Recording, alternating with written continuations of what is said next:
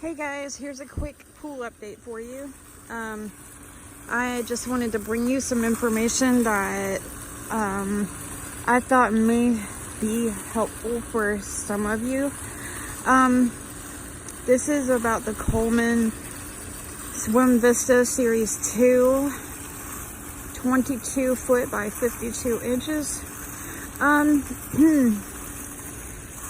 So one thing that I did notice,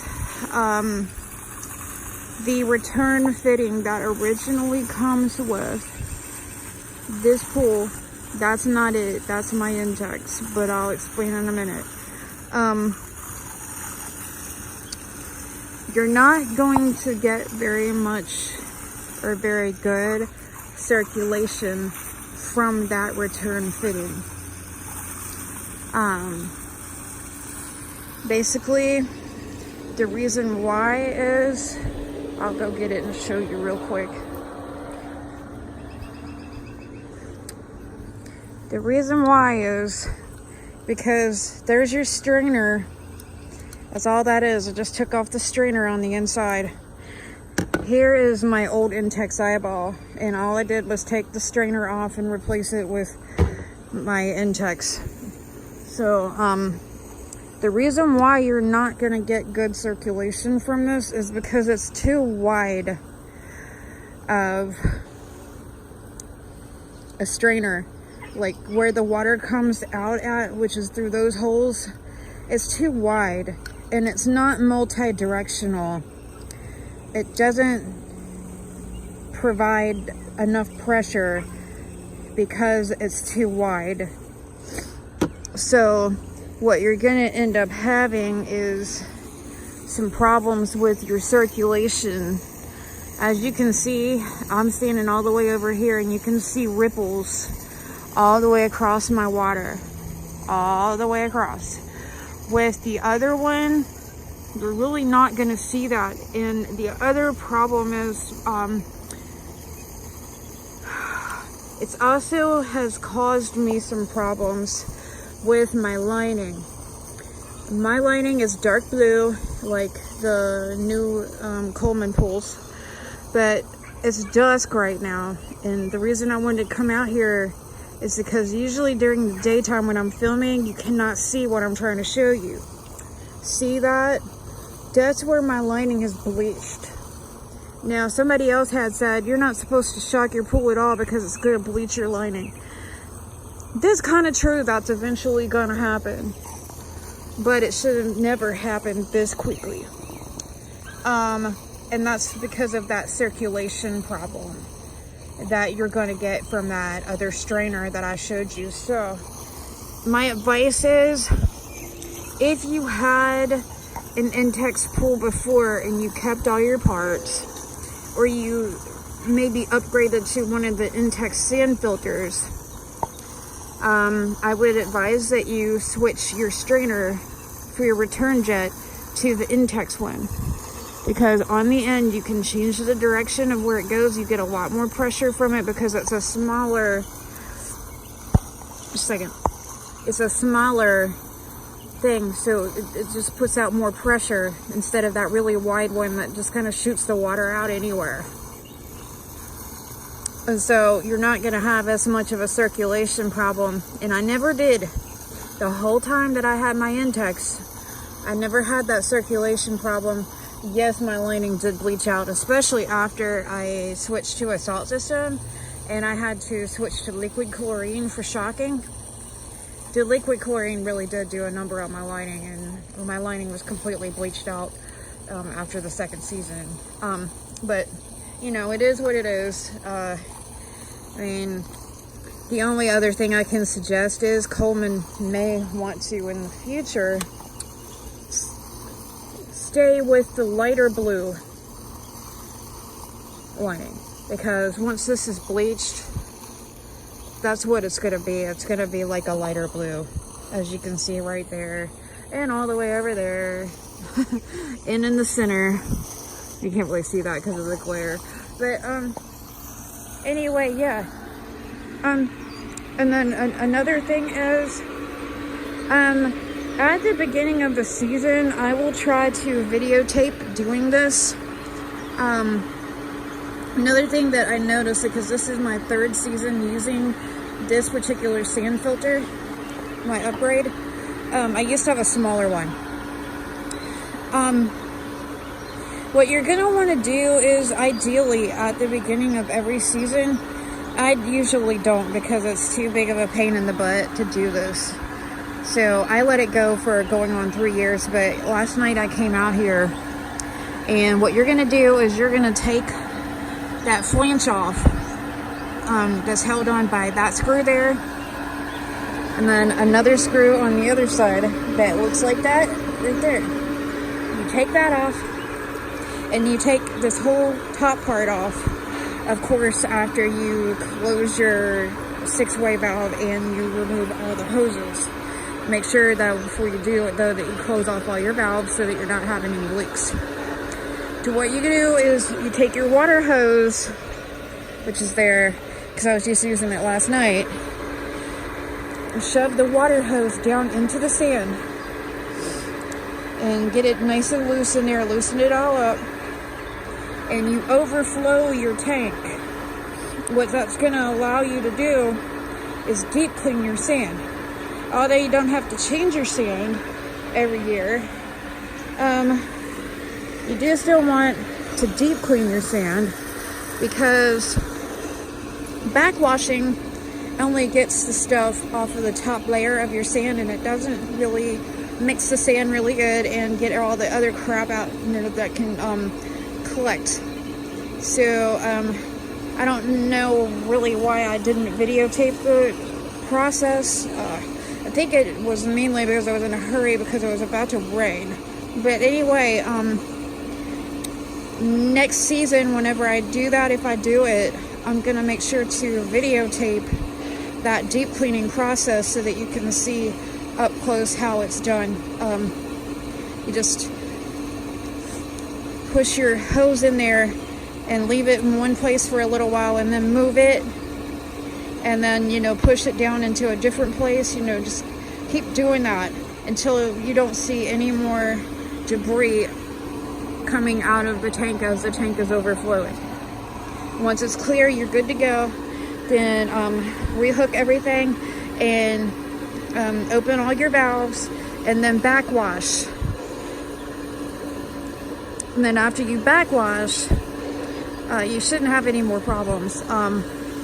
I was having a little bit of problems because what I was noticing is I was having to backwash more often than necessary. What was happening is, over the past couple of weeks, I noticed that I was needing to backwash about twice a week. And that is usually because your chlorine levels are not high enough in your water, and it gives more of a chance for algae growth and whatnot, so it clogs your filter and causes you to need to backwash. But also, I was thinking, I said, wait a minute, there's one other thing that could be going on that I forgot about. People on Trouble-Free Pool, back when I had my old sand filter, said, did you deep clean your sand filter? And I was like, what do you mean? Yeah, you're supposed to, every season, take the top off, take off the 6-way valve, and deep clean your sand filter every season. I was like, oh, I didn't know that. And I remember deep cleaning my old sand filter and how much it helped after I did that. Because that year, I think it was 2016, it was the first year I got the water fountain. So I think it was 2016, because I didn't get this one until the following year. I was having the same problem where I kept having to come out here and backwash. So yeah, that's definitely what was going on. And also in my pump basket right there, I do have a small leak under there, because basically what it is, I need to replace my gasket or O-ring up underneath of the plastic piece, which I'm gonna replace this weekend. I don't have it. It's not in yet. So, for now, whenever I turn it off, you kind of hear this.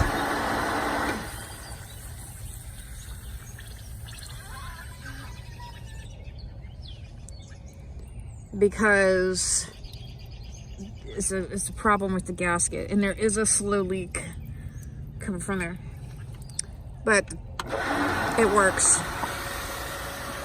and it works a lot better now that I have my fitting changed out for my eyeball.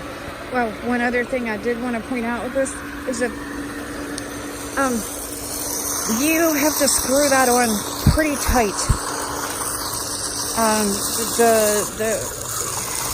What is it? The threads.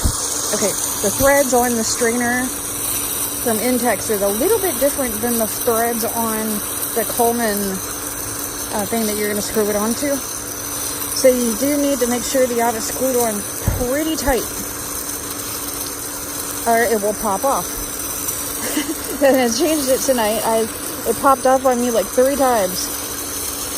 So right now it's got a hell of pressure because it's on recirculate right now. And you can just take and pop that upward. And I mean, it will literally, the way that I like to do it is I like to push it down, straight down, and then off to the left a little bit, kind of counterclockwise and down, kind of like a diagonal. See that? What that does is it causes all the debris, like there, all that debris right there. It causes all that debris to end up in the center of the pool, which makes it easier for you to vacuum because you have, otherwise you just have debris all throughout. You're walking around your pool trying to find it all and vacuum it. It's going to take a little bit longer. So if you have it going, there's your intake, or in my case, it's dimmer. If you have it going counterclockwise, which is to the left and then down on a diagonal angle, like I have mine right there, it causes